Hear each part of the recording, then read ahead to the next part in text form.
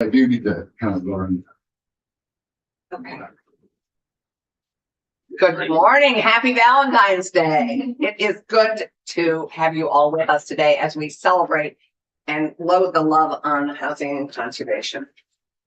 So today you are inside Economic Development, Housing and General Affairs, where we are celebrating Valentine's Day in a big way. And where we're going to begin the day with some of our most important housing partners. And I would like them to introduce themselves, although we're going to introduce ourselves first, because I'm not sure, Nancy, you know everybody. Thank you. And Cindy and everybody else. So our big Valentine here in the corner. Just wanted to wear the jacket. I'm Tom Chittenden. I represent the southeast area of Chittenden County. Keisha Hinsdale, same district. So it isn't just the jacket, it's the tie and the shirt. It's the fabulous Tried to combo. pull it together, you know. Allison Clark in Windsor County does it. Randy Brock, Franklin County, and Northern Grand Isle. Good morning, Dave Weeks, Rowland County. And the floor is yours as we launch into Housing and Conservation Day. Okay. So I'm going to share my screen. Who are you? But she's going to introduce us herself as great. Yeah. Ooh. Thank you. Okay. That looks like it's working. So my name is Nancy Owens, and I'm the president and co-founder of Evernorth. And I'm here today as part of the Vermont Housing and Conservation Coalition Day. There's many of us in the halls today, and we're really excited to be here in support of the Vermont Housing and Conservation Board. And I want to thank you, first of all, for the opportunity to testify and have us all here today, and also just the very long-standing commitments that that the legislature and this committee have had to affordable housing in Vermont, and especially for the tremendous resources we've had that you've dedicated to affordable housing over the past many years. So, a little bit about that. I just have to say, please go back, because we are starting the day in Yes, that's White River Junction. White River Junction. One of our beautiful new affordable housing units right downtown, right on the river, so they can watch all the eagles and ospreys. It's so true. We've been It is so true. And we had a great time this summer opening it and celebrating this because it's a long time in the coming. So thank you. Yes, and that's a property that Evernorth helped to develop along with Twin Pines Housing, and we worked in partnership with as a turnkey and construction management with some private developers. So that was a great project, great location. So a little bit of background about Evernorth. In addition to being a developer and owner of affordable housing in Vermont, one of our primary jobs is to raise capital from investors. And that we raise that capital from our banking partners, and we work across Maine, New Hampshire, and Vermont financing tax credit transactions. So those are, private dollars that banks are investing in order to purchase the tax credits and the other benefits of being, an owner of affordable housing. And those dollars are leveraged, with other state and federal dollars, and particularly with our Vermont Housing Conservation Board funds. We also, not going to talk about it here today, but we also invest in community development projects of all kinds that are really creating jobs and services that benefit low-income people and communities, again, in those three states, as well as actually part of Massachusetts.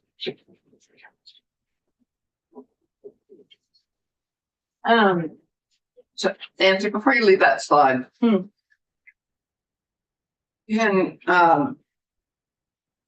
at some point, I think, because I know this committee loves to know what our more modest money, given what you leverage, what our more modest investments leverage. Yes, and you're coming up to that. I will have that. I wanted to talk. What I would like to talk about a little bit is a little bit about permanent affordability and how why that's a policy that many states in the nation have affordability covenants and what that looks like. And then I was going to talk about the leverage and show you just a couple of other properties.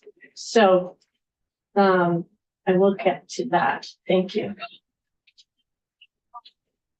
So I did want to talk about permanent affordability and just remind you that since 2020, in this unprecedented time with some additional federal resources, we have funded, BHCB has funded 2,275 multifamily rental homes in that short period of time, including 1,900 newly created and almost 700 that are reserved for people exiting homelessness. And one thing all of those homes have in common is permanent affordability. It's a value and a policy that we committed to right from the start with VHCB. But in fact, VHFA also requires permanent affordability when using the valuable 9% credits. And it's really a good policy move because in many locations, affordable rental housing is lost to conversion to market rate when the underlying covenants that are protecting that affordability expire. So, and I just wanted to show here that HFAs across the nation, the majority of the HFAs, and I think there's 53 of them, or 52 or 53, incentivize or require additional affordability. So the federal program under the LIHTC requires 30 years. It requires a 30-year covenant, but the majority of the HFAs create incentives or require longer time. And the reason is because of the things up here, right? It's less expensive to reinvest in existing housing than to replace it. It reduces the loss of affordable housing to the market, because if we're producing new units, but we're losing units, which in some states is happening faster than they're producing, and we have a net problem. And of course, it's preserving homes for residents who would not otherwise be able to have to move out. Right. And one thing we've discussed in here is the challenge of after 30 years, having enough money somewhere to renovate them. Yeah. Because unlike home ownership where people, even if you have sustained low income home ownership program, people are owning the home, they're investing in it and keeping it maintained. And I think it may be incumbent on us to figure out how going into the future, we figure out how to keep them up to date and renovated. Yeah, I think that's, there's some fundamental business structures around that comparison, right? The nonprofit and the restricted homes are maintained. They are inspected. They have reserves and they're funding those things. But like any piece of real estate after 25 or 30 years, it needs reinvestment. Yes, and so that level of reinvestment that's intent. is generally more substantial than the reserves might allow for. So you're replacing heating systems in the entire building, or upgrading to meet energy needs, or replacing a roof, or a stormwater system, or other substantial things, rather than just fixing things. Keisha has a question. So do you? I know you're a partner on a lot of projects, so Yeah. I'm just wondering if you keep track of current deferred maintenance figures. What is that right now? I cannot tell you that. Would you email that to us? It would take a little bit of time, but I think we can do that. Thank you. Yeah. And then, I think you all as Evernorth are in one of the best positions to tell us what is driving the cost of housing in Vermont per unit higher than it is in New Hampshire and Maine. So when we look at permanent affordability up front, there's not a huge reason why it should cost more per unit than any other housing project, right? I'm sorry, I was making a note about getting you some information about cost, and then I didn't follow the second part of your question. We heard about the FQAP. I'm always going to get this back. Oh, there's so many. But we heard about the LIHTC process, and some Middlebury students did some research that on face value demonstrated that the cost of building in Vermont is 50% higher per unit than Maine and New Hampshire. Yeah. You're Evernorth. You're in a great position to share with us your perspective on that figure? Yes, I disagree with that figure and have other figures that are not nowhere close to that number. Did you bring those? I do have them with me. I didn't put that in this presentation. Because Yeah. My understanding was I was here to testify around VHCB and want to do that. I'm happy to have that information. Yeah, I mean, if I was chair, I'd just be highlighting that we are gonna write a housing bill soon. So Yeah. if you're in the chair now, you might not be back in the chair. Yeah. So, yeah, I'm happy to, I have those figures with me because I thought that might possibly come up. Great. So let me tell you that I looked back at as I said at the beginning, Evernorth works in Maine, New Hampshire, and Vermont. And we syndicate tax credits. We're providing, the equity, which is anywhere from 40 to 70% of the capital on the transactions. And so I look back to see what transactions have closed in 23, 24, and 25. So, just in this first month of January, so that we have recent data on what those costs look like, because as we all know, the construction costs have continued to rise. We closed 18 transactions. 8 of them were in Vermont, 9 in Maine, and just 1 in New Hampshire. And that's in all those years, 23, 24. That went to a construction loan, went to a construction close. So for 2 years.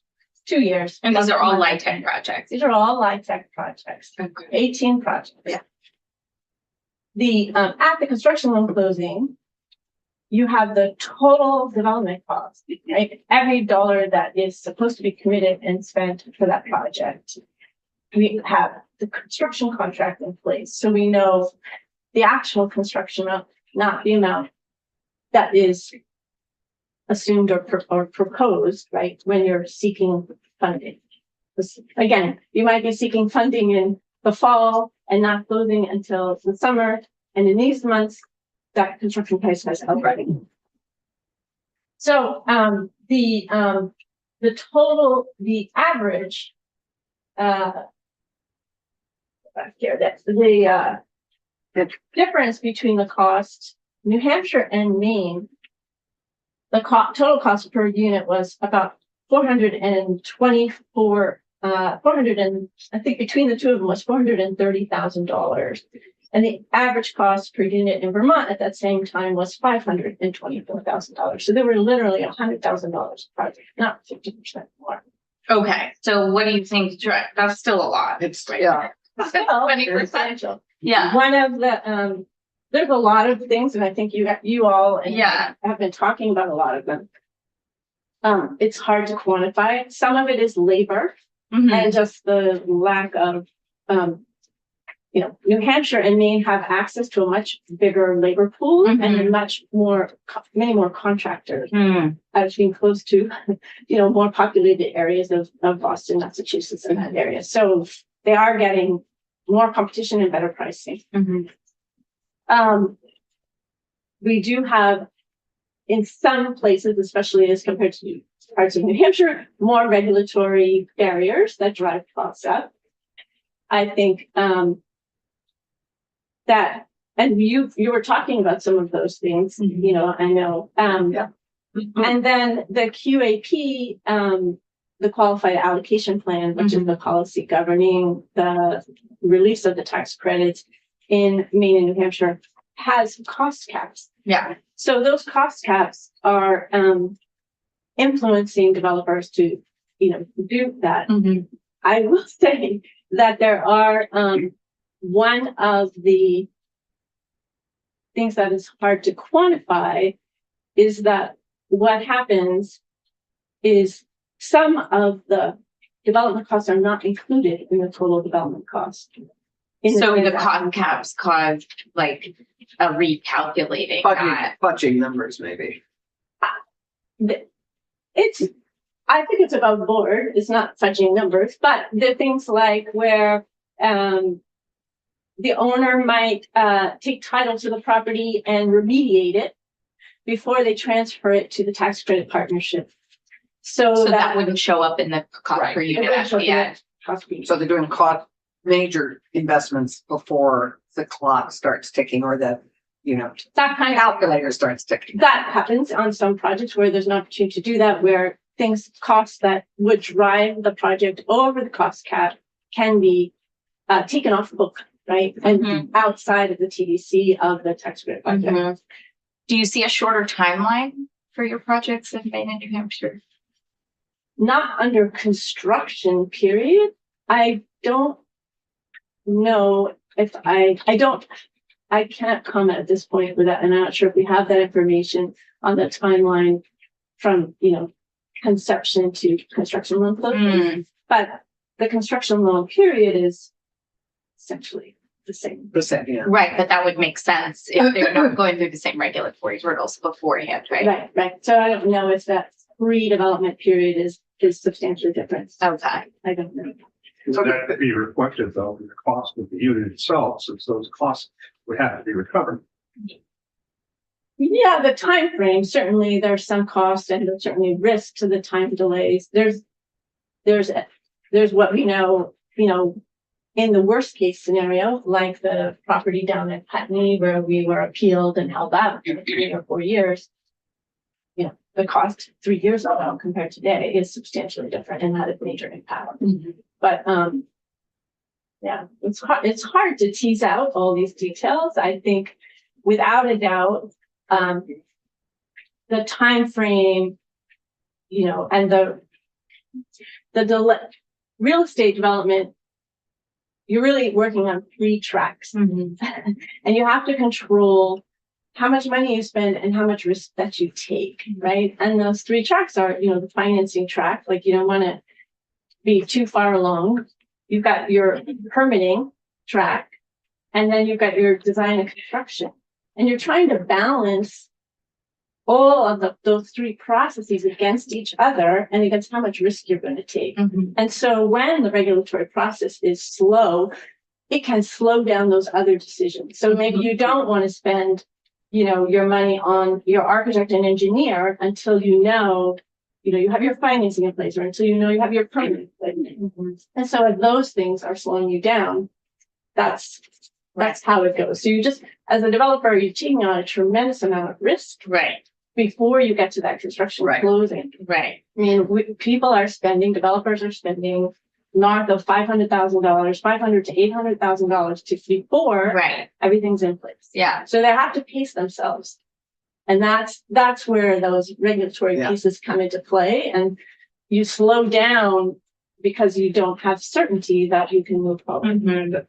So, It doesn't sound like caps would help us on that piece of the project. Well, caps are going to keep people, and Are caps something we should have considered? I don't recall this. I think I think that's gonna be built into the process. yeah, moving forward now. HFA is looking at that now as a way to control. They've always, all of the funders are cost conscious, Mhm. and the developers are too.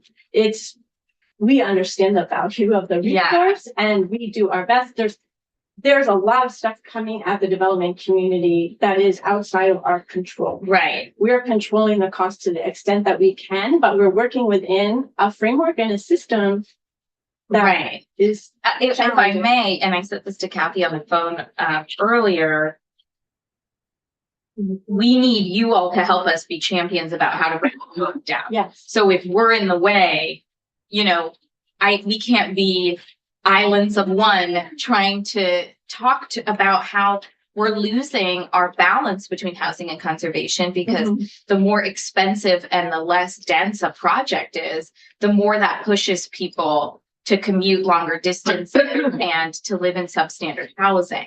So, I will be putting forth proposals to reduce the A&R permit length, to Yeah. have a density algorithm that if you add on inclusionary zoning, if you add on conservation, a project gets a density bonus. To keep a project in motion, as I believe they do in Massachusetts, if it's appealed after a certain point.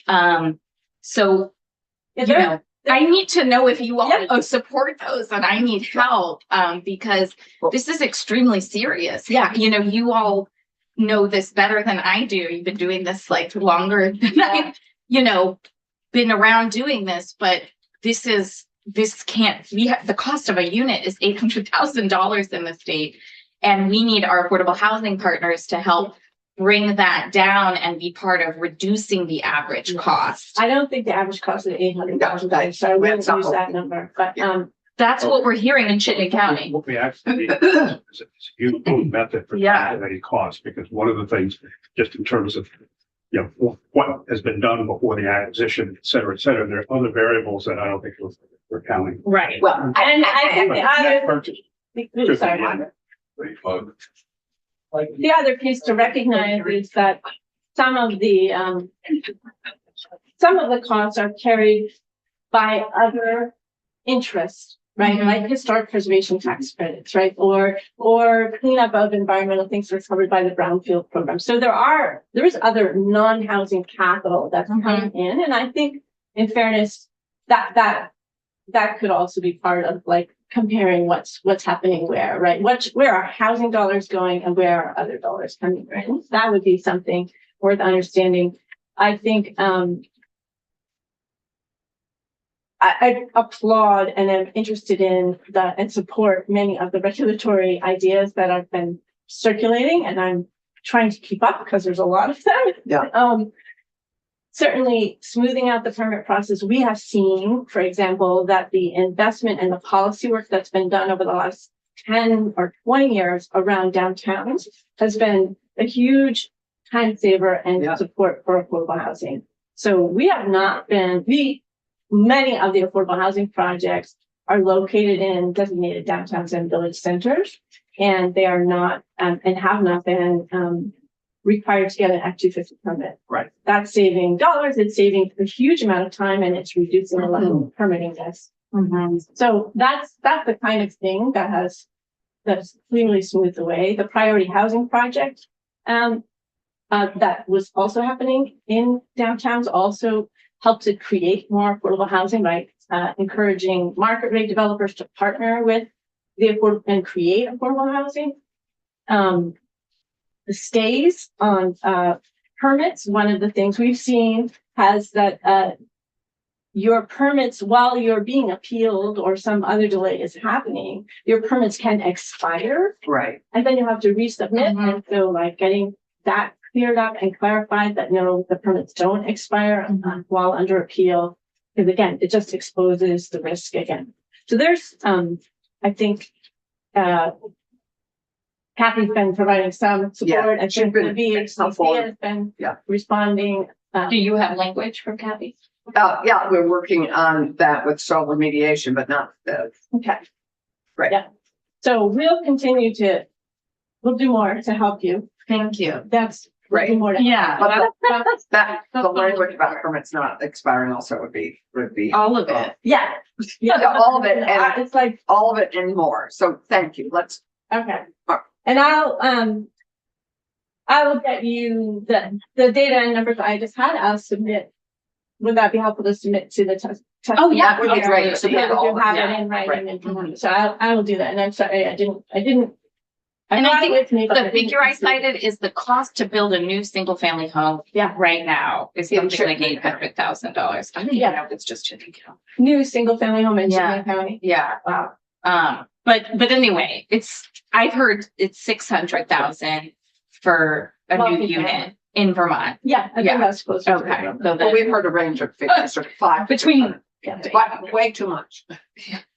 Yes, and Okay. we're not alone, and there's things that we can do. Mhm. So I'm We're thrilled. not alone, but we're 100,000 more than our neighbors. which Yes, is we're really 100,000 more than our neighbors. And, Okay. and the data that I have, which is really as much apples to apples as I can get, Yeah. and that they're all tax credit transactions. Yeah. They're all within the same time frame. The biggest difference, frankly, is one of the benefits in New Hampshire particularly, but also in Maine, is that the median size of the units of the projects in Maine, where we had, again, 9 projects in Maine and 8 in Vermont, is 56. Density algorithm. And Yeah. Vermont, This goes to 26. Texas. Thank you.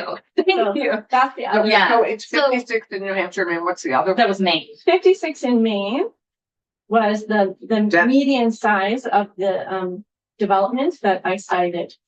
And it was 26 in Vermont. Right. We know that there is cost effectiveness by a development. Yeah. So this is where I don't want to feel like I'm like challenging you to pull this data out of you. Yes. But the more we talk about cost and density and Yeah. efficiency, the more we get information like this that helps us ensure that when we invest in a project in the state, the density isn't reduced and reduced Yes. throughout the process. Well, Kasia is working on a density algorithm, which I we're would very say, excited about. thank you. I'm curious to hear what that was. Yeah. Let's, Randy, you- The problem that we had data from so many sources and sources don't agree with each other. Mhm. I saw an example today and that actually compounds our problem. Right.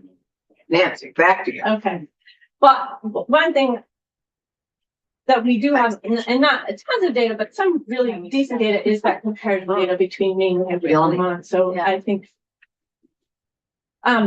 so I'm going to get back on track, and I do want to talk about a different issue, which is the permanent affordability. And I'm going to talk about this project, Wickham Woods and Wickham Terrace. But before I do, there's another, I want to give two examples. And one example is there's some property on the market right now. It's a private owner, and he's selling 4 affordable housing properties.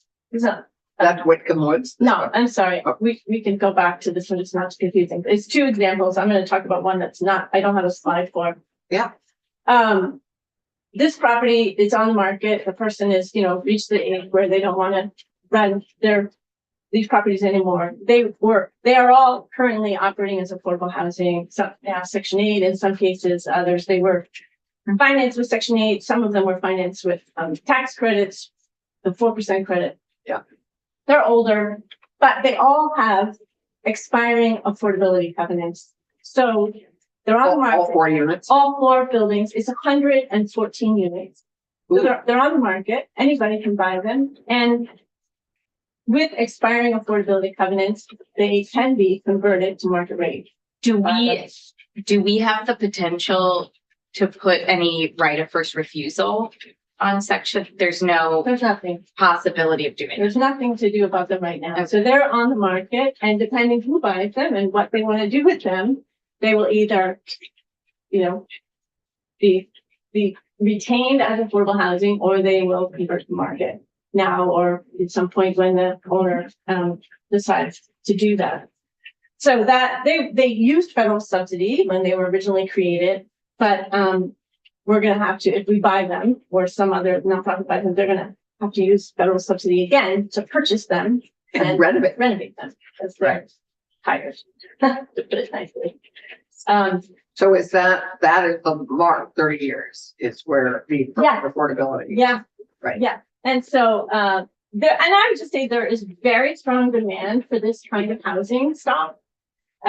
I get phone calls at least once a month, either asking me to buy a property or to sell a property, because these expiring use properties is what they're called, and they're typically pretty valuable as a conversion project, depending on their location.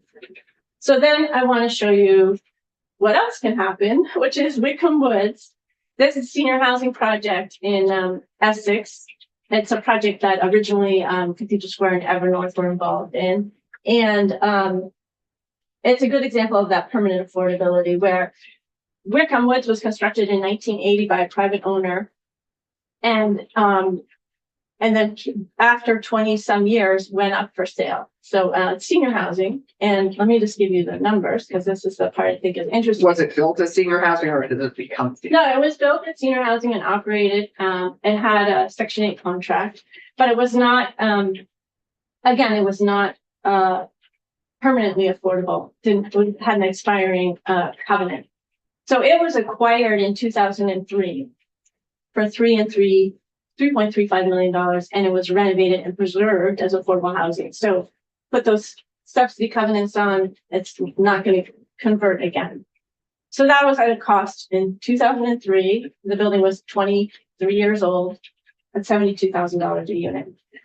That site had room for more units, which is something we are always looking for and take advantage of to reduce our acquisition, value, or to get value out of that acquisition. So just a year later, we added 19 units. And I put this number in because it just shows you, it cost $72,000 to acquire and renovate an existing home.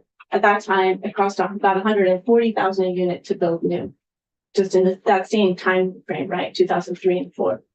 So is now 65 units So it's six. No, it was this Wickham Woods is 65, and it's And- now, Wickham Terrace is 19. They're two separate buildings, but on the Ah. same property.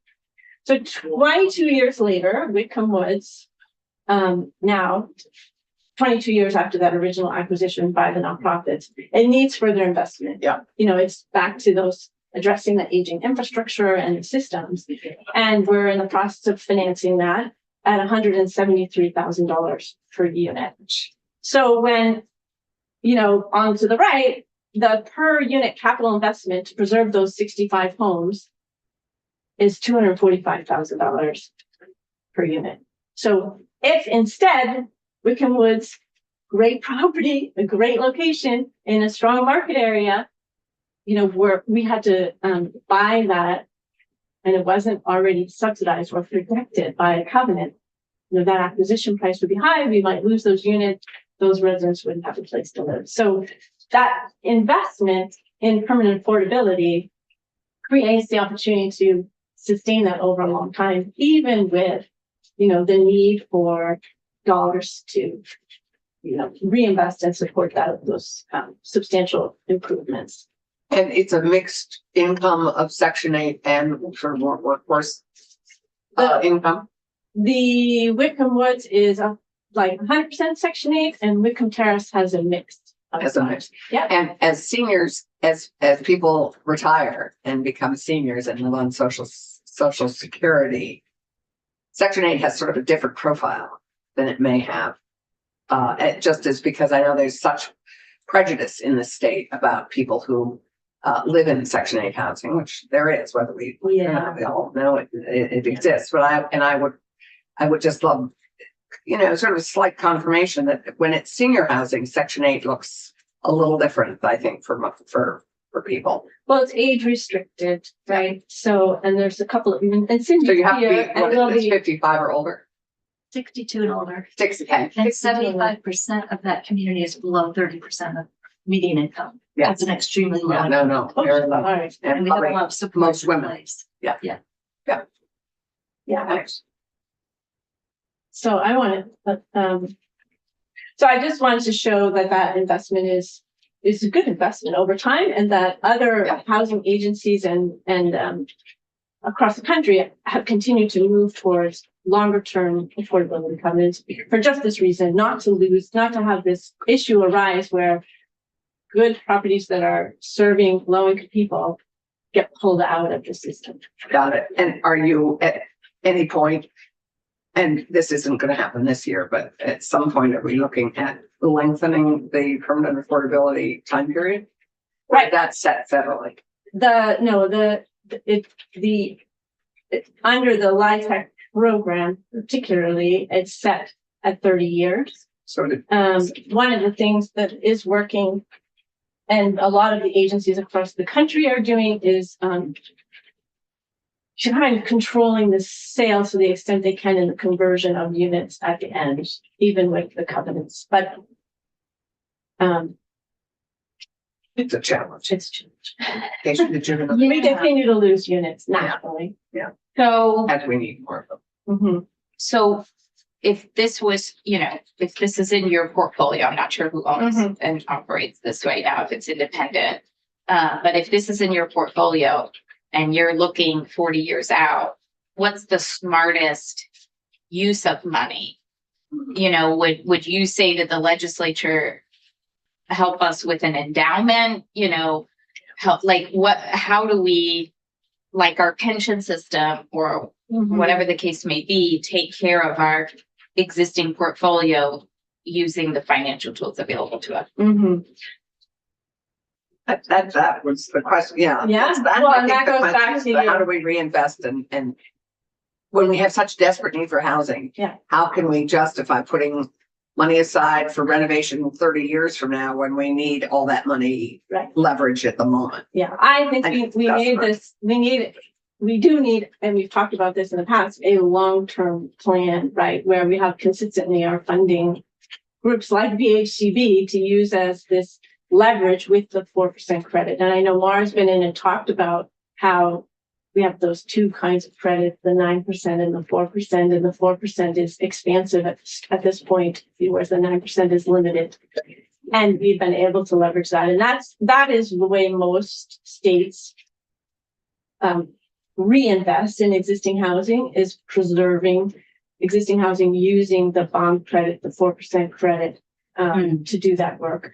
But you need a matching or a leveraging fund at the state level to do that. So I think we need a long-term goal, a long-term plan with consistent resource that can help us balance that. And So we can it stop. I think we sounds could probably manage that to some extent. Yeah, I mean, so, one of the, I think, helpful financial exercises we go through in the legislature is when we were talking about tax expenditures, we create a shadow budget so that we know how much it costs to give those tax expenditures. Or when we talk about our pension funding, we've started to understand the long-term cost of not meeting our financial fiduciary responsibility each year. It sounds like we need to do this for anytime we make a decision to invest in new affordable housing with state dollars, that you're expecting at some point to come back and get a match from us. And the best dollars for us to spend in 40 years are the ones we set aside to work for us now. So even if we don't achieve the full fiduciary, responsibility of the deferred maintenance or the future investment we have to make, we should know what that cost is. I'm not sure we always can know that. Yeah, I don't, Okay. I think that's an could be an interesting exercise to try to look at. I don't know that anyone has done that. Well, maybe It's that- just like, it's like a homeowner, right? Mhm. You live in your house for a long time, you're going to have to reinvest in it. Right, but you can go on the internet and find, multiple suggestions for About how what you you think think. about how long your boiler's gonna last, how long your roof's gonna last. So And I would be amazed if we can't keep track of the figure or even look back in history at when we've been put against a wall and said, like, we're gonna lose 500 units in Burlington, or we're gonna lose this unless you reinvest. We should be looking ahead at those decisions rather than waiting for them to pop up and scare us. And I guess I think we can, and that is something that all of our, the property managers and others do in terms of providing, you asked earlier, if we kept track of maintenance issues, and all the projects have, are required to have, I think, a capital plan that says, what do they expect to see as needed investment over the next 20 years? And those plans are updated, I don't know, every 5 years or so. So that I think, the information is there. I don't know that it's all aggregated and thought about in that way. My point, though, is that investment, that future investment, that it will be necessary, is going to be substantially less if we have the affordability covenants in place, and we do. And we do have the affordability covenants in place than if we did not have. Right. Right. So if we were to try to buy Wickham Woods today as a property with an expiring use covenant, the acquisition cost alone would be close to what we're spending on the TDC. It would be $130,000 or something per unit just to acquire it. So that's my primary point, is that the affordability covenants enable, create a better, is a good investment. And I'm not saying it's good or bad, but there's still there's an investment private needed. dollars and state dollars, right? So when we know we're making smart investments, we still have to know how much they cost us 30 years from now, because otherwise it would be a market decision, which we don't want to create. Right. But we still have to understand that we're putting state dollars in instead of it going to the public market. Because at some level, we do have to decide, are there cheaper ways to create more units of housing, even if they become market rate in the future? Like, how do we balance both needs? Because, you know, an extremely expensive unit now versus a small investment in a new unit that's being built on the market and that has a temporary covenant. Right. There's a cost calculation there that we need to understand to be informed in our Yeah, decisions. I think that's true. So what is the impediment to our putting together this long-term plan? I mean, it strikes me that the partners, our housing partners, you don't need us to encourage you to do a long-term plan, do you? I mean, do you need us to be asking for that, directing this? Yeah, or JFO or our economic development agencies do that. Yeah, yeah. Why would we ask? No, I'm not asking any, but No, I'm we just need the saying that. information from. I think it I'm would be a just asking you, I mean, you're saying what we need is a long-term plan, and I guess my question is, who should do it? And I mean, we have some tools, but you do too. I mean, you're the. I think there's both a long-term plan. I've heard two long-term plans. One is a long-term plan for financing, right? And the other is, well, how much do we need? Right. And a piece of That's a that, big question. a piece of that is preservation, and a piece of that is new units, right? Right. And so the question around the preservation, I think that data is knowable through the housing agencies. Right. Through VH, on an aggregate Right. basis. Yeah. I think it might take some time for them to get it, but it is knowable. Right. There's another reason I'm asking this, which is we appreciate that our nonprofits do projects that wouldn't pencil out for developers. But we need to think about density so that we can go back to communities and our regulatory processes and stuff and say, this also needs to pencil out. You know, this also needs to, we can't be fighting for 3 years over a 25 unit project because of our own laws that are in place that allow for that. Mhm. That is not a wise investment of state money. So we have to understand, if we are creating policy decisions that wouldn't pencil out otherwise, where you need to go back to our other existing systems and say, you can't reduce the density of this project, or it will be financially infeasible for the state to continue its investment down the road. We argue for density all the time. Yeah, no. Building? Thank you. I'm really asking you all to help me do it in this building, Yeah, because I'm up against a lot of forces Help that all of will us. reduce the value of our legislation by the end of session. Density is It's a huge piece of a it. huge piece. of So it.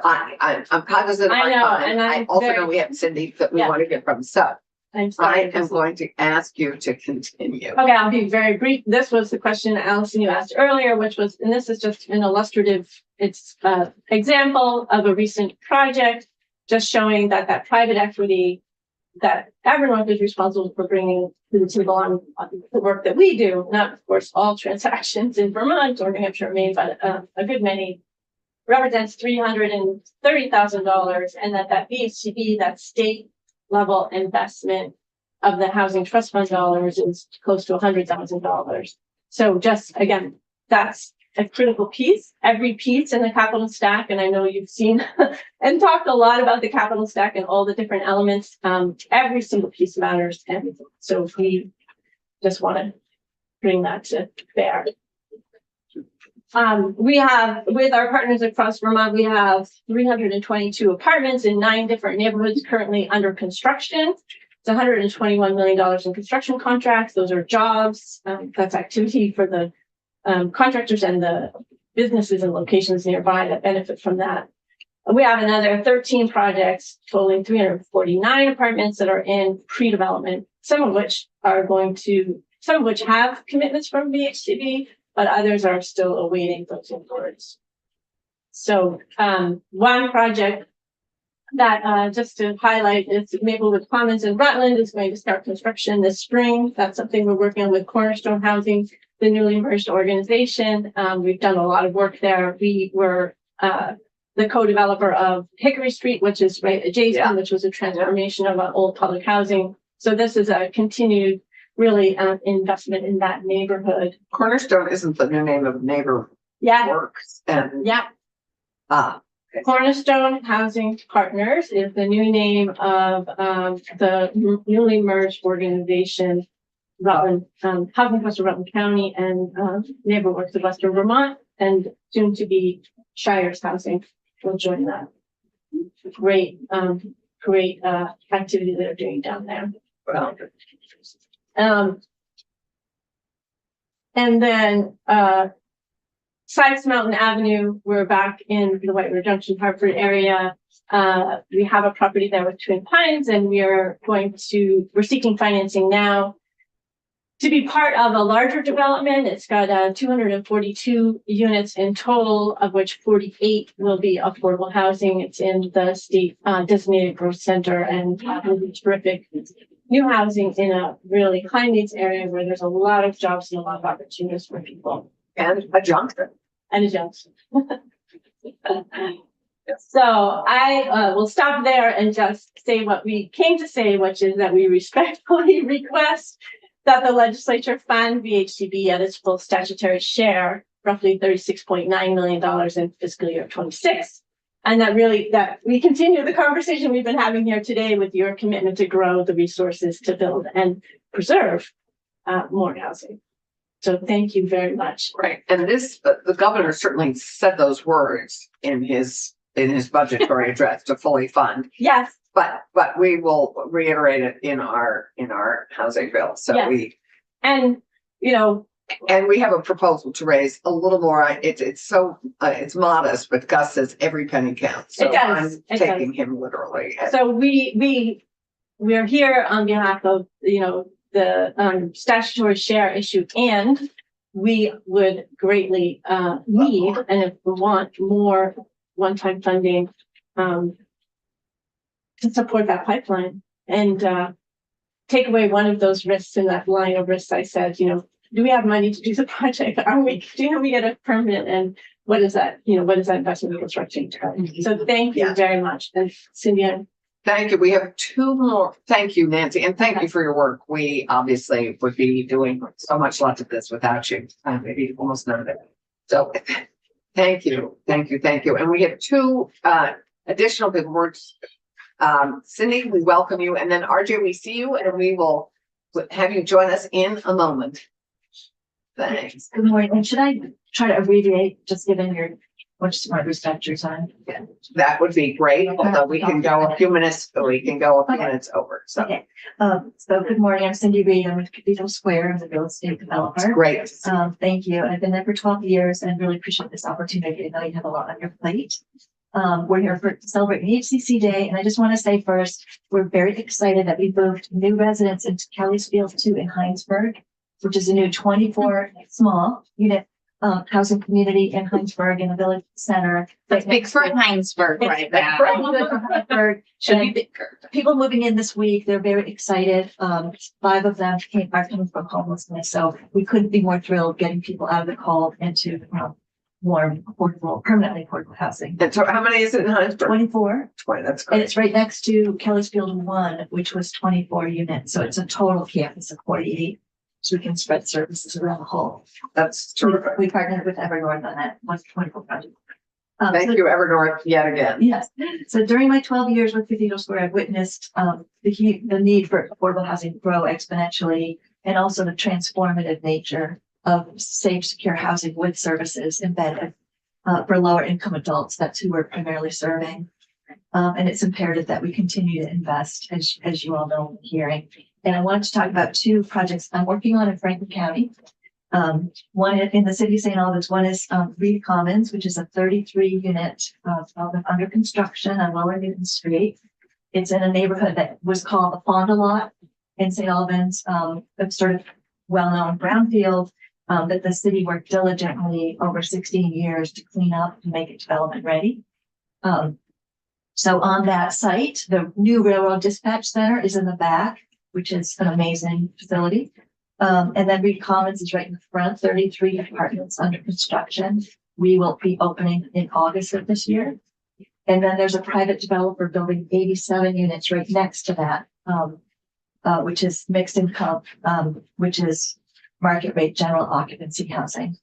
And that would be an interesting thing to look, project to look at as a whole with public-private investment, because the private developer needed a lot of subsidy as well, to bring those units. So those are 87 units. Hopefully we'll start construction this June.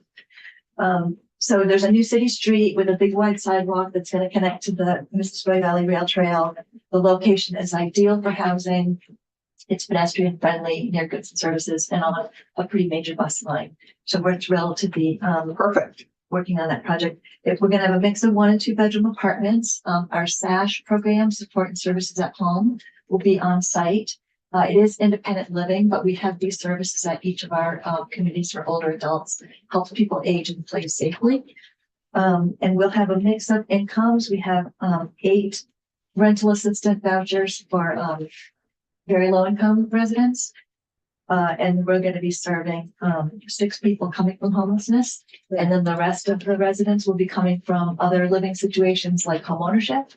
So when we create new senior housing, it's a win-win, because seniors moving from another situation free up that housing for younger working adults and other households.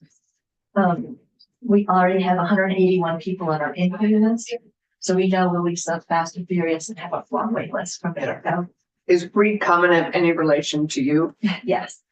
Our CEO named it after me for my tenure. Oh, lovely. What a great gift. It's a huge honor, and I don't want to focus on that. Just, you know, Is there perpetually affordable? It's So that you will know that you are perpetually affordable. perpetually. yes, it is perpetually affordable. So thrilled that, generations of older adults will be served in some really beautiful homes. Oh, Cindy, that's lovely. What a way to honor, Thank be you. honored. It's That's really, great. it's really been an honor to lifetime. So very well designed, accessible. We have 2 elevators for resiliency, double handrails on the corridors, step-in showers. We don't do bathtubs anymore because the step-in shower allows people, if they have an accident or just becoming more frail, they can be accessible in their apartments. We will have services, as I mentioned, with SASH, trying to kind of go quicker now. Yeah. And then we also have a housing retention program called Shines, and actually one of our personnel was in briefly a bit ago. We help prevent evictions and prevent homelessness by serving people in a one-on-one if someone's getting behind on their rent or they have housekeeping issues or mental health issues. We intervene and help people be successful in their housing, because we are serving the higher need population. When I say we, I think all of our private houses around the state, we're just seeing more needs. So we're trying to keep, with on-site services, trying to keep people in their housing. Well, we all know that's less expensive. It's less And it's less trauma for everybody. And we, Absolutely. of course, had our prevention of eviction program during COVID. And I understand in our VRAP, I think it was VRAP, Mhm. VRAP. Yeah. We have run out of money on VRAP, and Shines something we can Shines- build on, or is it That's just you? something that's just Cathedral Square. Yeah, that's what I thought. Yep. So but is it others possible that that model could roll out would love that. statewide if it was funded? Would love that, yes. And I think that's critically important. There are other models of that other housers use. I would say that the SASH program that we work on statewide with many partners, and now we have a SASH for all that serves Right. general occupancy housing in Southern Vermont. That's sort of a framework that we can build on. So for example, at Reed Commons, we have a partnership with the Northwest Counseling Services Group. We're going to have an on-site mental health clinician part-time. So the housing retention services, we can, So maybe Build we on to work the on SASH that for next year. that sounds great. Okay, let's do Love that. that Come in. opportunity. Okay.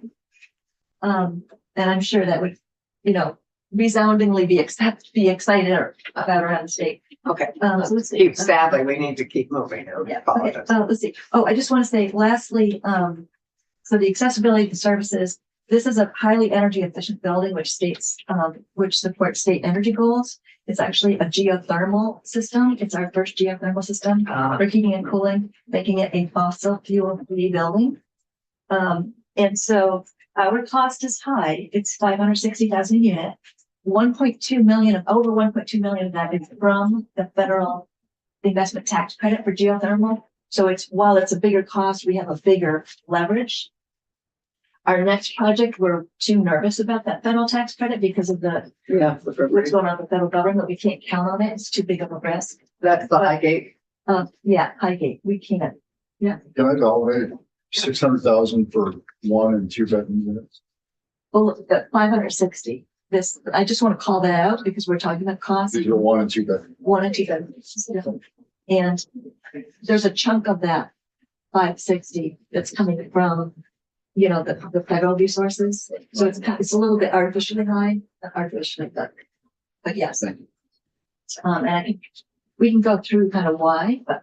Yeah. And then, And once we get into a bigger picture of why. yeah, sure. And we're working so hard, believe me, our whole Oh, time. we appreciate that. Yeah, and because the public money, we're very cognizant about. That's all the time. And then I just did quickly into Highgate. We're working on a project in Highgate Village Housing, we're calling it. The town of Highgate requested our help in 2023. They're envisioning a revitalized village center.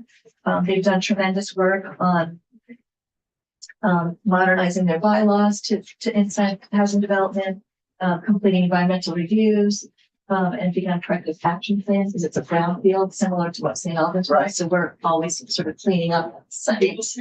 They have a designated village center. They've acquired a lot of land because they want senior housing in their village center. They want a new library and 2 small commercial spaces to keep their town strong. Is And this in Highgate Center? Highgate Center, yeah, Highgate, yeah. And so the regional plan, you know, talks about the need for 1,600 new housing units in Franklin and Grand Isle counties to serve older adults with disabilities. The need is clear. The town really wanted help with. And this is senior housing, It is, yeah, I don't know. but it's obviously the conceptual stage. There's no actual plan to start building yet, or is there? Correct. It's in conceptual stage. We're working on getting our funding and our permits. We're hoping to start construction spring of 2026. And then I just need to ask you to conclude if you can. Yes. Because I will. Brenda, we're just a little behind. Yes, I can totally Partly do that. because it's, Yeah. this is inspired robust conversation. Right. So those 2 projects, Recom and Senate Highgate, have 3 commonalities.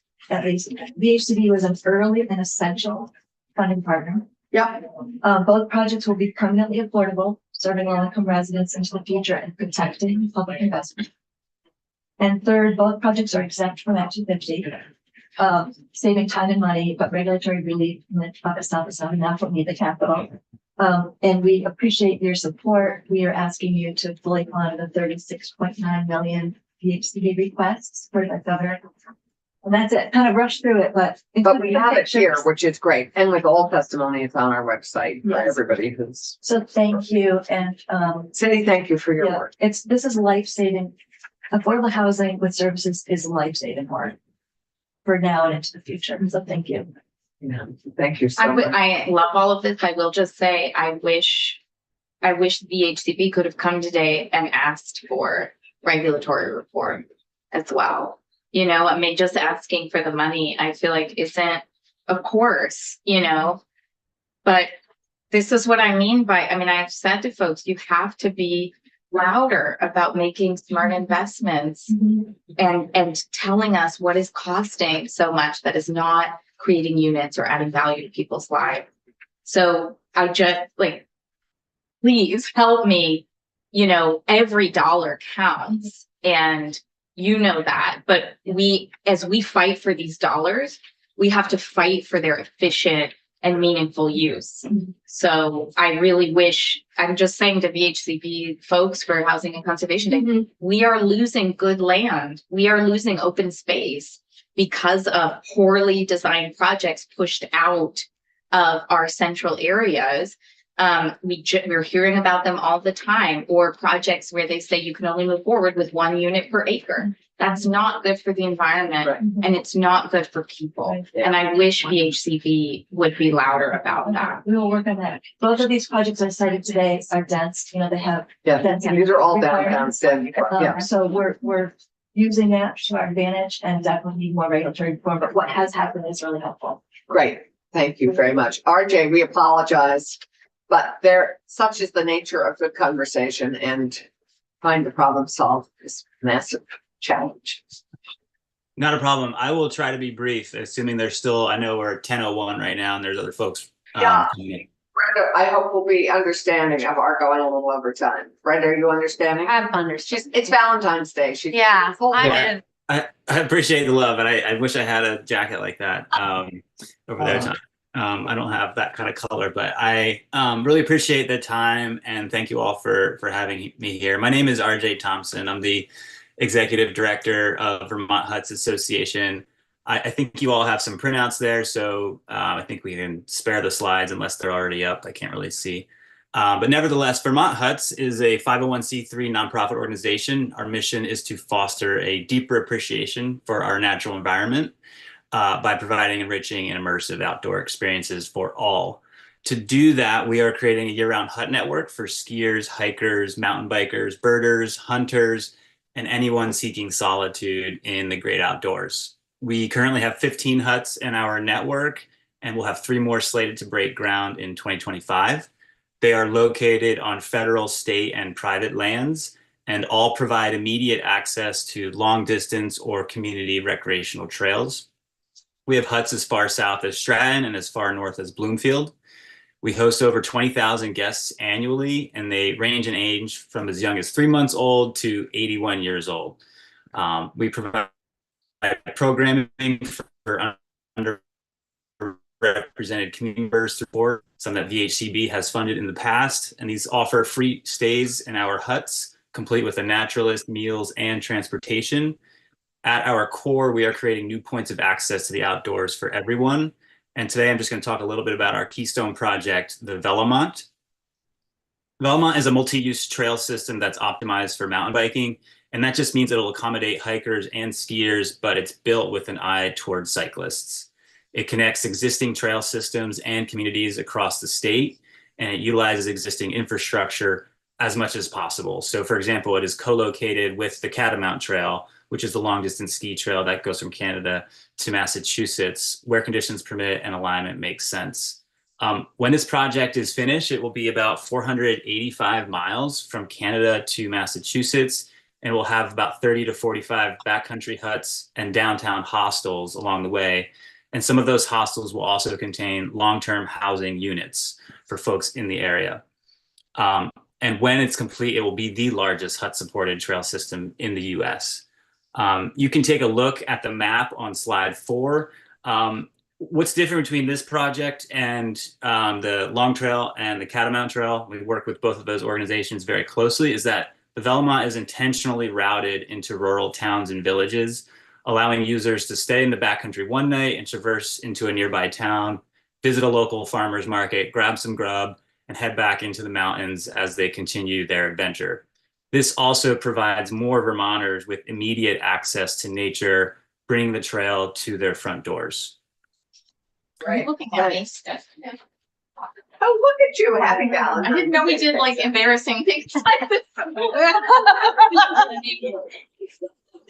Guilty, I didn't do something. It's right on time. It's right on time. Right. Too late. Sorry. Don't be so, you have to open it. You have to open it. Okay, Archie, keep going. Okay. Ours here on the right. Sounds good. The project is multifaceted. So we've got not just recreation, but economic impact. We anticipate over 35,000 annual visits to the trail system and over 6 million in total sales activity annually. That'll result in over 680K in tax revenues. These are 2020 numbers, so multiply that by like two or three times given inflation. Just kidding, but it is a bit higher now. What's very exciting about the project is that we'll put about 300 young adults to work as they are building these huts and hostels. Think about Vermont Youth Conservation Corps. They have a program called their Pro Crews that will put youth to work as they're gaining valuable trade skills so that they can go into the workforce right here in Vermont and continue to earn a very respectable wage. Right, so you're using VYCC, serve, learn, earn, and our CTE students, I hope we have construction money for them to work in the summer. So you should use some of that 15 million to engage them for the summer. That is a great call out, and I appreciate that. I want to talk more about conservation on briefly. So This is huge. The project, because Vermont has over 70% of its land is unprotected at the moment, this project has the opportunity to conserve over 200,000 acres of land using recreation as a catalyst for conservation. And just a few examples of how that has happened in practice and where it is going. So there was a large tract of land known as the Rolston Rest Parcel in the towns of Chittenden, Mendon, and Killington. It straddled those towns, and it was a 2,700 acre parcel that, thanks to the efforts of the Trust for Public Land, now part of Green Mountain National Forest, and will host segments of the Velomont, Catamount Trail, and the pre-existing Long Trail. In Wolcott, there's a new community town forest that was funded by $600K of VHCB money and matched 2-to-1 by federal and private funding. That is going to protect 735 acres adjacent to the Lamoille Valley Rail Trail. That then gives that community now immediate access, not just to the rail trail, but to that new community forest and existing trail system. And what we're finding is that when we can bring the trail system or any recreational opportunities to folks in these town centers, it reduces their need to get in a car. Some folks don't even have a car to go and drive to these opportunities, and creating new points of access to the outdoors. I will get to the end here and wanted to just... Terrific. How much has been built already? Yes. So slide 9. We had a fun video that I showed in a prior testimony a few days ago, but I'll leave that to you guys to enjoy. You were here on Wednesday. You were here for Wednesday VOREC Day. Great. I was, yes. Nevertheless, so there's 38 miles of the trail that are now rideable. It links the towns of Rochester and Pittsfield. There are 2 huts and an inn along the route. This year, we'll be building 15 miles of new and improved trail. And at the end of spring, we should have about 100 miles more shovel ready on federal land, working its way through the NEPA process. New trail and improved trail will be adaptive friendly. That will allow folks on hand cycles or with other mobility challenges to use this resource. And all of the huts and hostels will also be ADA accessible. So this is a huge project. It'll traverse federal, state, and private lands, and recreation can and has served as a catalyst for land conservation. Protecting the corridor and parcels through which the trail will pass will absolutely ensure Vermonters have continued access to this expanding public resource. And so when the time comes, I hope you will support the full base funding for VHCB at $36.9 million, which, as we know, was included in governor's recommended budget. Personally, I also would love regulatory reform, not just for this project, but for the other projects here in Vermont, including housing. And so I'll go on the record as stating that. Thank you. Thank you. We also actually have hit trails having to deal with Act 250 stuff. So we're clear. Thank you. Awesome. Yes. RJ, thank you very much. And what an exciting project. Happy Valentine's Day. Now lost our next witness, but I'm sure she's out in the hall. She's right there. Great. Madam Chair, she asked me to relay that she had to deal with an emergency client. Yeah, she's. I don't think you can, but I just wanted to testify, and I really think you say no, but. For the record, I think close to maligning my husband as probably not thinking to give me flowers, but they threw to say yes. They're from your husband and they're gorgeous. And they smell really nice. Sorry. Oh my God, they need to be cut. I would like to have a longer conversation with you about. RJ, thank you very much. Okay. Good luck. And Thanks again. Bye-bye. I'd love to come and see the Rochester entry point. Very exciting in our neck of the woods. Windsor County, even though sadly it's still not in our district anymore. Brenda. I'm so sorry, client had an emergency right then, and I'm just answering to Economic Services right now. Okay, Yeah. there you go.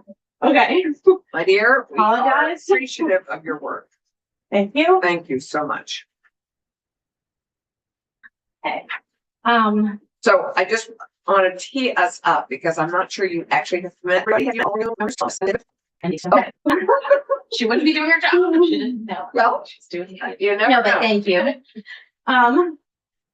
So good morning, for the record. Good morning. It's good to have Happy you. Valentine's Day, Keisha specifically. You know, they smell really good. I hope we can centralize that. For the record, I'm Brenda Siegel. I'm the Executive Director of End Homelessness Vermont. I also sat on the General Assistance Emergency Housing Task Force as a representative from Vermont Center for Independent Living. And I voted yes on the majority of all those recommendations put forth. I also want to name some other hats that I wear. I work with a national organization heading up a policy on the overdose crisis and have been heading up policies on the overdose crisis and have been working across the state and country on that issue for many years now. Additionally, I've experienced multi-generational loss due to overdose in my family, including a child who I helped raise. And I am a single mom who spent 20 years in poverty. Last year was my first year out of poverty and just barely. I lost my housing and all of my belongings 2 times and experienced other major challenges as well. I also, by a natural disaster or in one case lead that the landlord would not remove, my child got pretty significant lead poisoning. I also do consulting work on all things human services, most prominently housing and homelessness, family services, the overdose crisis, and disability rights. In my consulting work, I focus mostly on research and rules, policies, laws, and systems, as well as program recommendations. And I mention this because related issues will come up today, and I want you to be aware of the multiple lenses that I work on. I'm going to tell you a little bit about End Homelessness Vermont.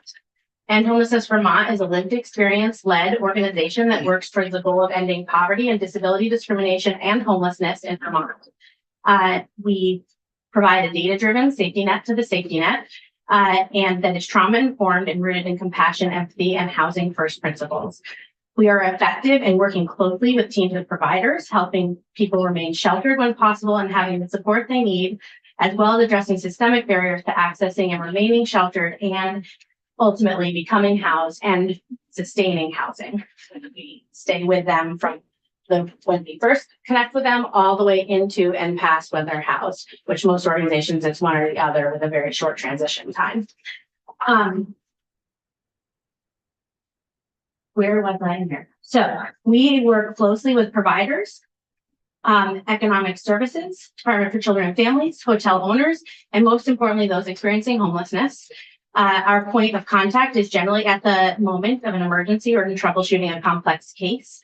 Our primary clients are people living with disabilities, health conditions, and complex needs, or in a complex situation. And we also work on ongoing capacity with over 400 clients, households, who need additional support due to their complex needs, and help 158 people in some capacity with renewing their hotel vouchers each month due to the severity of their disability, health condition, or trauma. And I'll go into what that looks like in terms of getting into permanent housing in a moment. We are made up of the housing 2 departments, the Office of Housing Advocate and the Office of Research and Advocacy. The Office of Housing Advocate is our direct service arm, and we do that work at EHBT. Within that office, we have 2.5 staff, including me. We have 4 nurse volunteers that work with us on a limited support of clients. Due to the complexity of our clients' needs, we work closely with care teams. That includes providers, hospitals, families, and more. Hospitals that we have worked closely with include University of Vermont Medical Center, Rutland Regional Medical Center, Central Vermont Medical Center. We also have the opportunity to work with social workers at the Brattleboro Chief, with Washington County Mental Health, as well as Rutland Mental Health. We have partnerships with homelessness service providers. We have had the opportunity to work exceptionally closely with Good Samaritan Haven, Brock, Southern Vermont Council on Aging, Central Vermont Council on Aging, Capstone, Community Action, Groundworks Collaborative, John Graham Shelter, and many more. And we take ongoing referrals as well from Valley Vista, so that people leaving treatment setting are not discharged to the street, which was happening quite frequently, actually. We also have referrals from police chiefs, departments, fire departments, medical professionals, and family members, as well as service providers. And legislators. And legislators. And rarely, if ever, do we work with a client without connecting with their care team. After we get them into shelter, or if we can't get them into shelter, our very next step is to connect them to services and supports to make sure that we're threading the needle. And we think we believe that people, that one of the things that's missing is teamwork, a real teamwork between providers.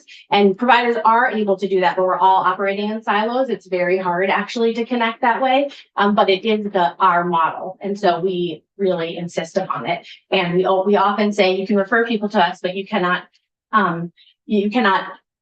transition them primarily to us. We will work with you on their support, but we will not do it for you. Right. Especially because we are not funded for that. In terms of people exiting homelessness, it is first important to note that most orgs do either permanent housing or homelessness, like I mentioned before, and many are mandated by their grants or HUD funding to support only a limited amount of time through the transition from homelessness to housing. This often leaves people with a gap in their support system and nothing that transitions the thread from their initial trauma through their housing until they don't need support anymore.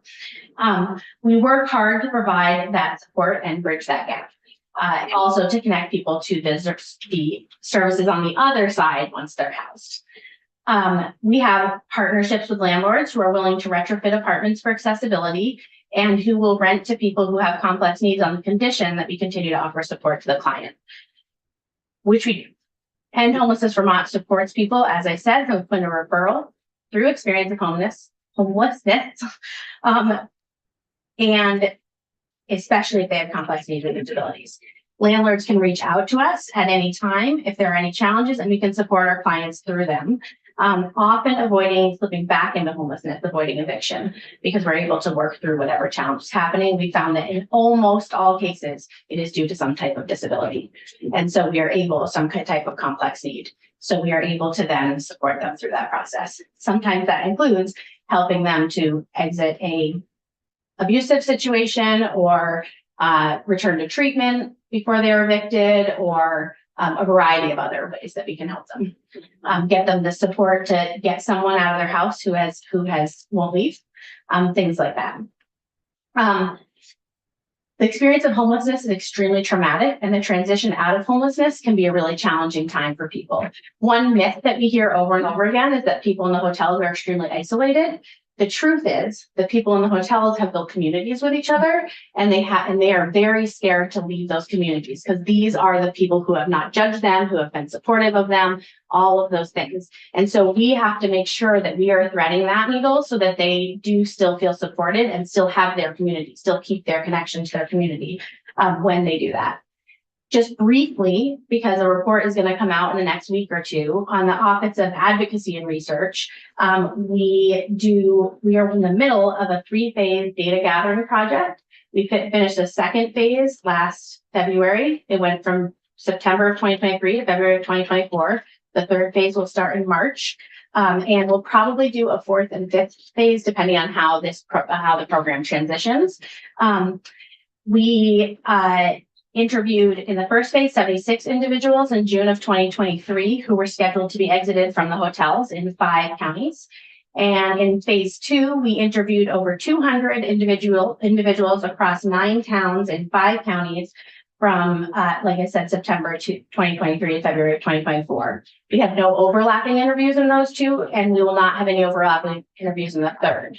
In our 5th phase, we may have some. And just to clarify, what data are you collecting? Are you collecting what support needs they have? What? So much data. So when the report is out, we'll be able to give it to you. But it is everything from in phase 2, which you'll see, we interviewed about 46 people who were in the cohort and about 46 people who were in GA through a different avenue, and some people who were unsheltered. And we asked them how they became homeless, where they were last permanently housed, like what state or town they were last permanently housed in. We asked them questions about their childhood, if they had ever been in foster care, when was their first experience of homelessness. That's a very interesting data point, actually, is that there's about, and do not quote me on this number because I'm not sitting in front of it, but I will tell you that it's somewhere in the neighborhood of 25% of people had been in foster care as children. And another 25% of people had first experienced homelessness as a child, and only 5% of those overlapped. And so we're really talking about 50% of people who we interviewed who had a really adverse experience in their childhood. which as a mom in poverty and who's lost my housing twice, feels concerning that is a really, that we, and in our state, it seems like we may be raising a bunch of people who might have this risk. And so we should be supporting them as much as we can right now to make sure they are as stable as possible. So when this report comes out, if you want me to come back and talk about the data at all, I'm having a public health researcher review it right now because I do want to make sure that we're analyzing the data correctly. And so that is not, I just want to make 100% sure. That is going to be very rich data. It is it's a very big report. We've been, I was supposed to be out this fall, but the crisis on the ground was so horrifying this fall that we were not able to do anything other than try to. No, but really getting at reasons because everybody has their, we have a general sense, but it'll be interesting to. One thing that I did bring with me was was how people, just a very brief thing on how people became homeless because, in terms of evictions and You'll get the their cause. testimony tonight, right? Yeah. Electronically. Yeah. Yes. Thank you. I'm very bad at getting much time. I'm known for it now in this building. So there were 84 evictions total in the 200, and the majority of them were no cause evictions. And 41 of them were no cause, but 20 of them were because the house was condemned. And 18 couldn't afford rent, but then but in the people that couldn't afford rent, we asked why. And the majority of the people who couldn't afford rent either had a catastrophic illness suddenly or a disability took them out of the workforce, or they had a death of a family member. So for the most part, people who couldn't afford rent, it actually wasn't job loss. It was other things. And Can I ask, were the condemnations flood related or did you get that? well, it was a mixture. So they also reported that in some cases the landlord knew about the problems and wouldn't fix the problems, but in some cases the landlord couldn't afford to fix the problem, legitimately couldn't afford to. So there was both were there. And then the other thing that they reported is that we found was in 47 cases, and these were not necessarily people who lost their housing due to eviction. So this is just 47 overall. People were living in unsafe or unhealthy housing. So they were living where there was major health problems in their housing and it wasn't getting repaired, which is, I know from personal experience, something that happens in poverty quite a lot. So when this data is out, which I hope will be in a week, it has to be reviewed. I want to make sure it's reviewed correctly, but I'm happy to go over it. Yeah. So I'm not going to go into the details of all the ways in which people can contact us and get in touch with us. But what I will tell you is that we've received about 2,000 calls since last June. We have this in January. I just took a quick look back, and our 2.5 staff, including myself, made 680 outgoing calls in the month of January. And we had 150 incoming calls in the month of January. And then in addition to that, we did about a little over 80 renewals for people at that month as well. And one thing that I want to tell you that happened because of systemic challenges is that we had more clients who we were renewing in September, and we renewed them that month, all of them at least once that month in the hotel program. And we had about 85 clients who we renewed. And then in December, due to the way that the system was working in the Department of Children and Families, we had less clients to renew because we were struggling to find many of them, and some of them had passed away. But we had 167 renewals, but less clients that we were renewing because they were making us renew people more frequently for a variety of reasons. So I just wanted to say a little bit about the administrative burden that costs.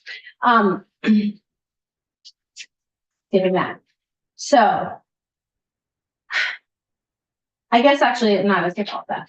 So there's one part of it that I do want to talk about.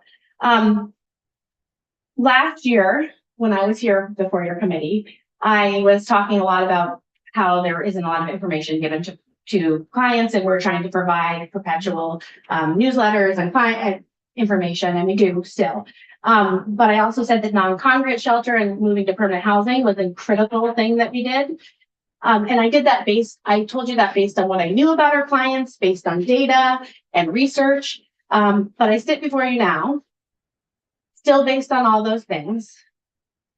But after watching the majority of people run out of their 80 days that we work with and become unsheltered this past fall, and seeing the catastrophic outcomes, including severe declines of health and loss of life, I say now, after our staff and providers across the state have experienced the moral injury of having to carry out an inhumane policy of unsheltering, I say this now with the on-the-ground knowledge of just what happens after everyone becomes unsheltered.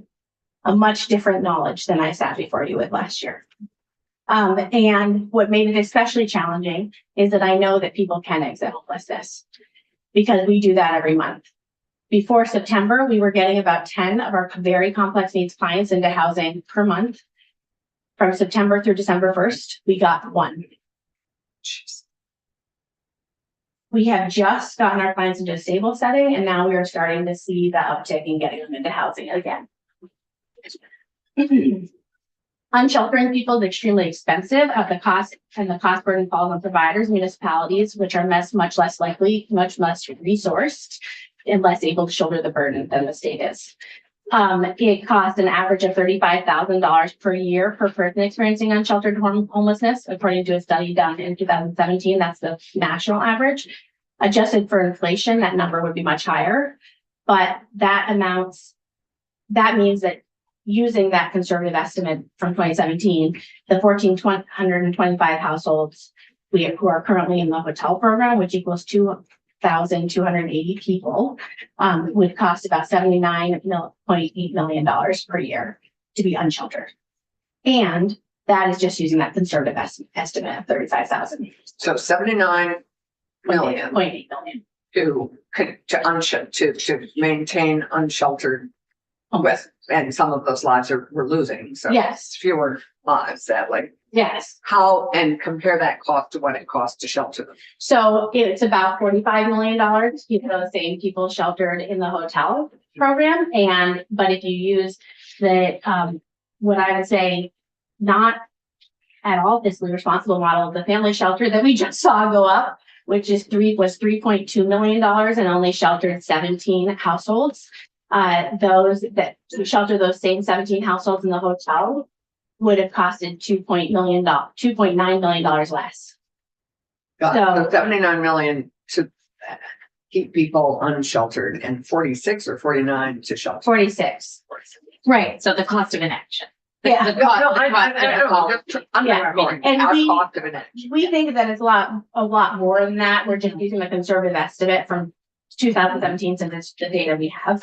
And that's just cost money wise. That's not cost. And I think what you're doing is also helping illustrate the cost to life, Right. the cost to Right. mental health, the cost to families. And Right.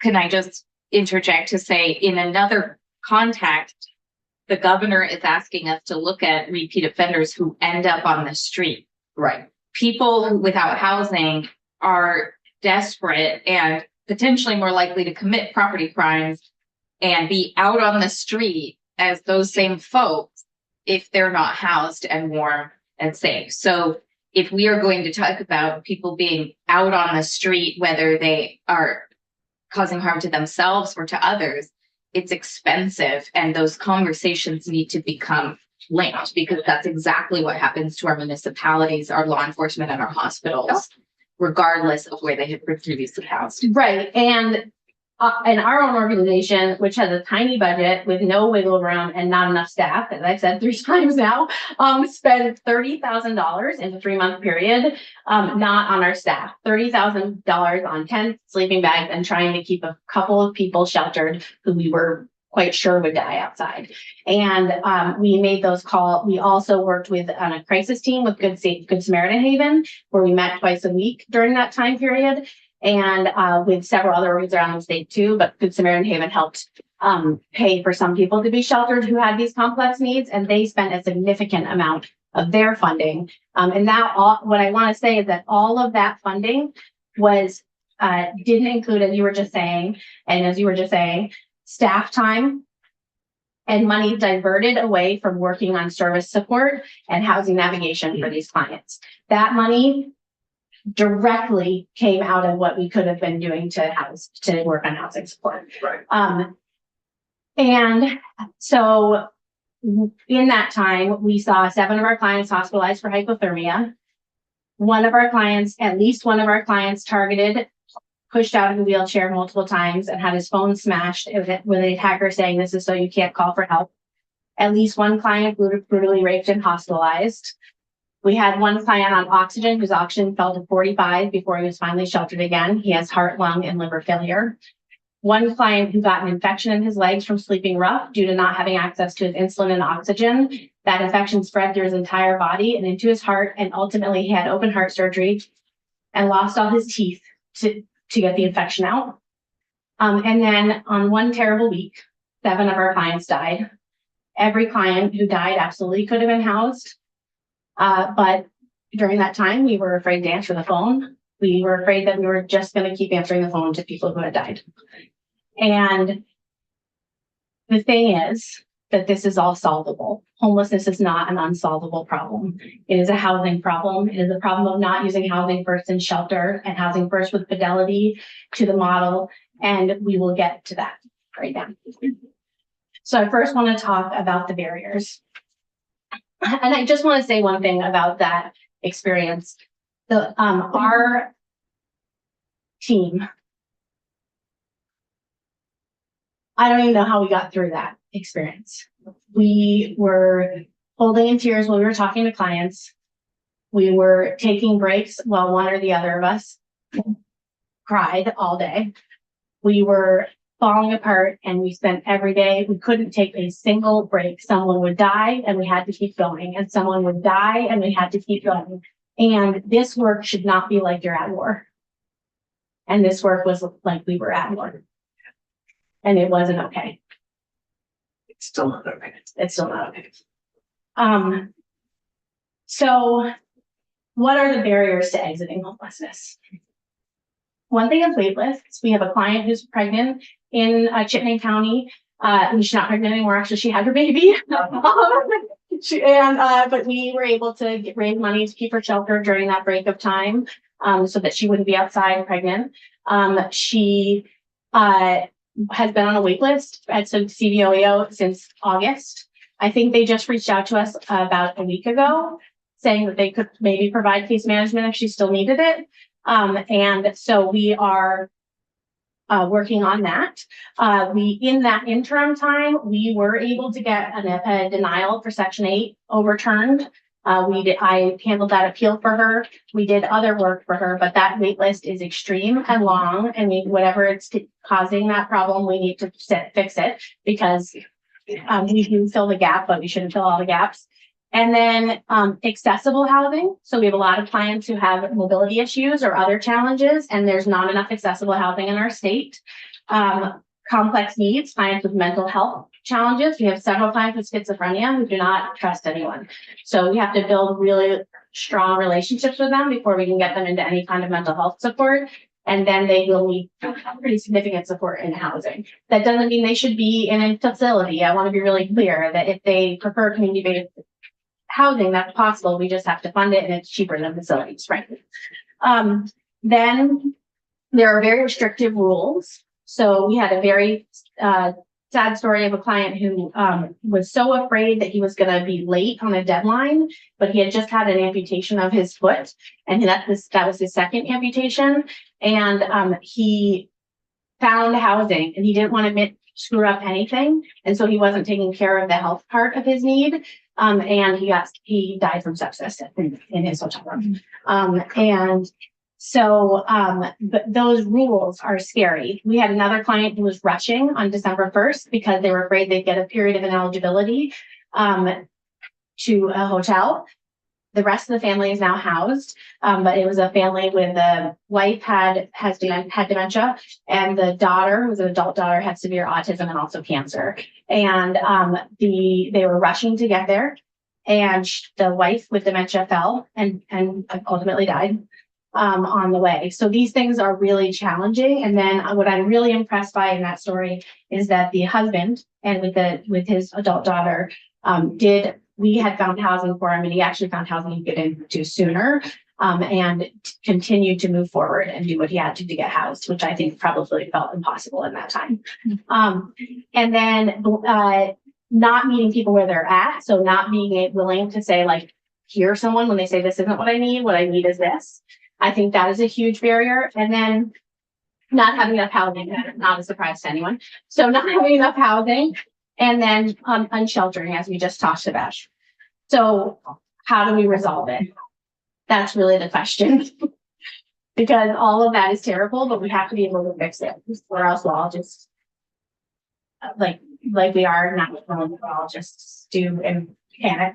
And Brenda, we're over time. It's very important. But I also know that I can feel the need for people to get up and have a break. So okay, please finish. Take what you need. Okay. We're at the crux of it. Yeah. So so in the housing first is the model, and I will put that in my testimony. But housing first basically means that you're providing housing as the primary need, and then services are robustly available but not required. People will access services if they are available, and most people don't need them when they are housed. They might need it for the transition, but most people do fine once they're housed. But we want to make them robustly available. It also means that if one housing placement turns out to be not the right housing placement, without penalization, you work with the client to move them to a housing placement that is the right housing placement. And sometimes that takes a few tries with somebody with complex needs. And so Pathways uses that model, and then Homelessness Vermont uses that model. And we use it in shelter as well. We use that. We can't use a model in shelter, but we use the idea in terms of, like, when it doesn't work at one hotel, we try to figure out where it will work for them to be sheltered safely.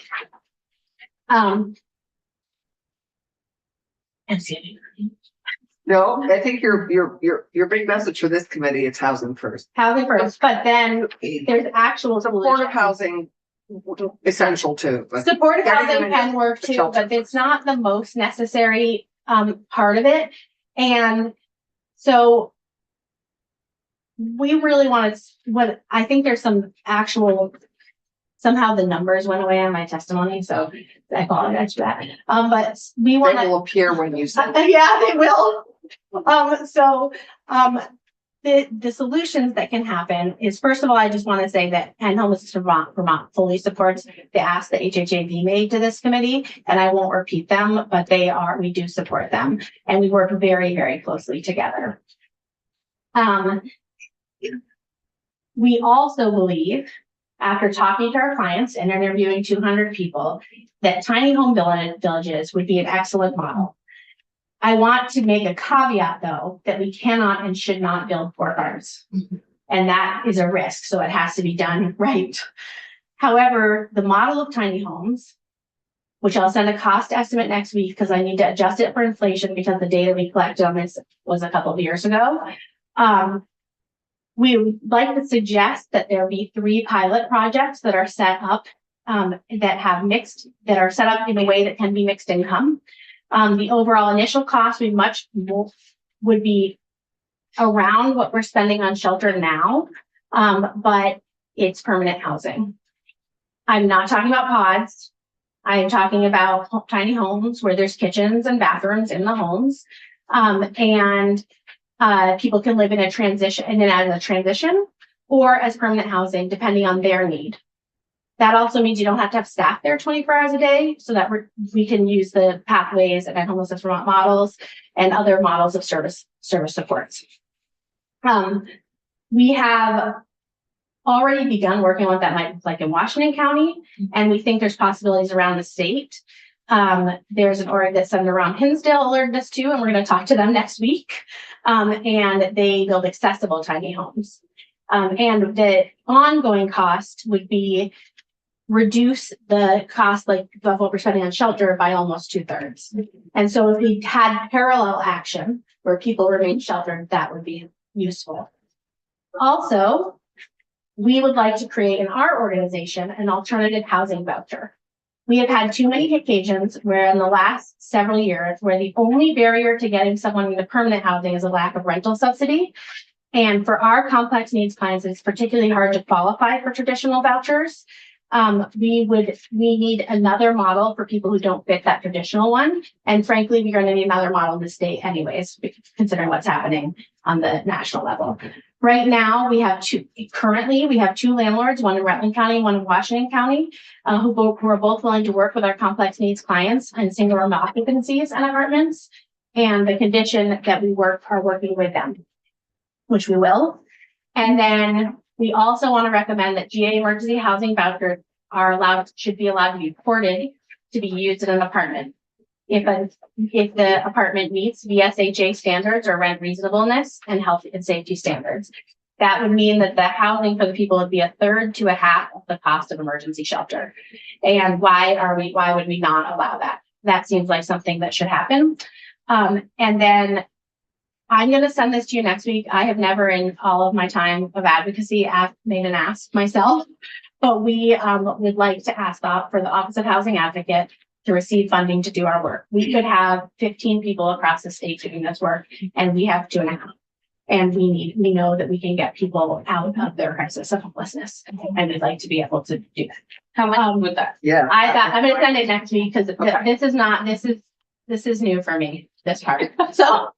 That would be embedded in the office. Of Housing Advocate, which is one of our departments. So not asking you to do our research or for our advocacy part of coming to bother you. And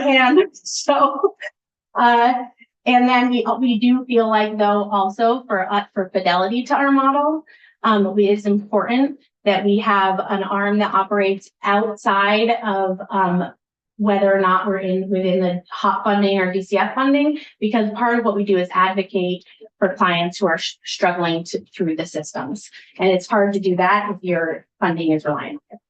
Right. And then I have almost done. And then the key to it's just the subjects are too important and we have too little time. You're doing a great job. Thank you. The key to moving out of the motel program is increasing creativity of alternative models for permanent housing. And so I've made a list that I will just tell you briefly. It's not extensive. It's using dormitories. It's tiny homes with zoning changes to allow for them to the zoning changes part. Those tiny homes, by the way, I didn't say this before, should use state and city land that we don't have to pay for to build those models.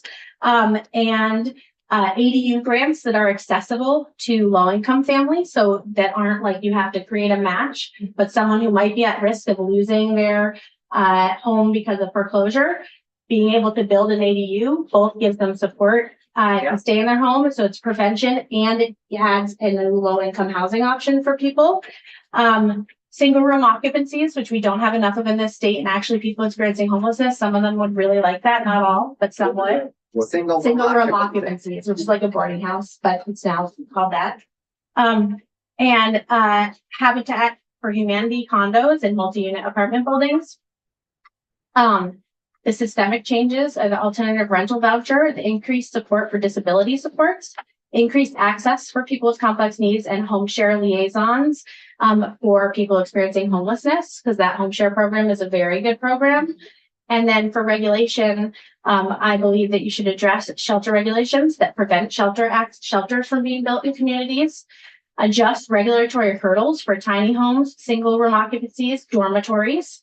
Those are all things that when somebody goes to build them, they reduce the number that so like you buy a motel and the motel has 50 units that might be able to be turned into 50 studio apartments or 30 studio apartments, but the zoning will say you can only put 10.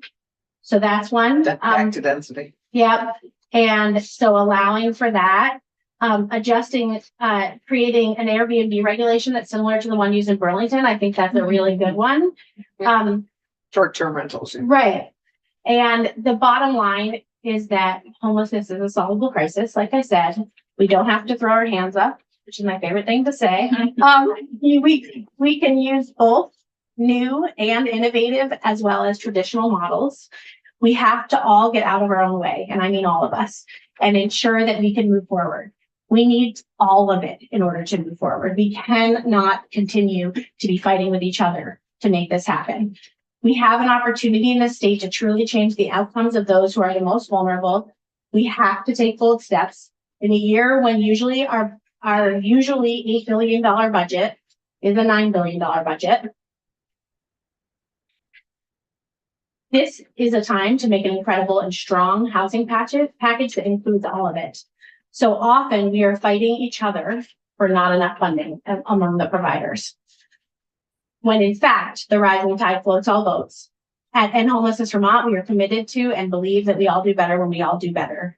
And we need to make sure that we are lifting up true solutions to homelessness with the goal of eliminating the need for my organization and the work that we do every day. Thank you for your time. Thank you, Brenda Sue, for your work. Thank you.